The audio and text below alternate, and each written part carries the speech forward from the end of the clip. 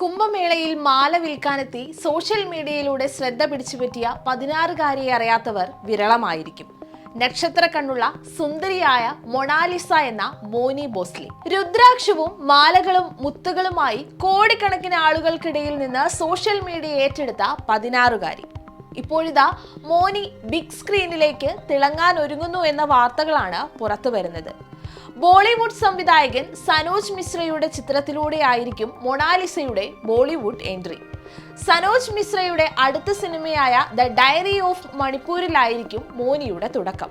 The diary of West Bengal, Kashi to Kashmir തുടങ്ങിയ ചിത്രങ്ങളുടെ സംവിധായകനാണ് സനോജ് മിശ്ര. സിനിമയുടെ ചിത്രീകരണം ഉടൻ ആരംഭിക്കുമെന്നാണ് റിപ്പോർട്ട്. എന്നാൽ ഇത് സംബന്ധിച്ച് കൂടുതൽ വിവരങ്ങളൊന്നും തന്നെ പുറത്തു വന്നിട്ടുമില്ല. ഇൻസ്റ്റഗ്രാമിൽ ഇരുവരുടെയും ചിത്രം സനോജ് മിശ്ര തന്നെയാണ് പങ്കുവച്ചിരിക്കുന്നത്. മൊണാലിസയുടെ വീട്ടിലെത്തിയാണ് ചിത്രവുമായി ബന്ധപ്പെട്ട കരാറിൽ ഒപ്പുവെച്ചതെന്നാണ് പുറത്തുവരുന്ന സൂചനകൾ.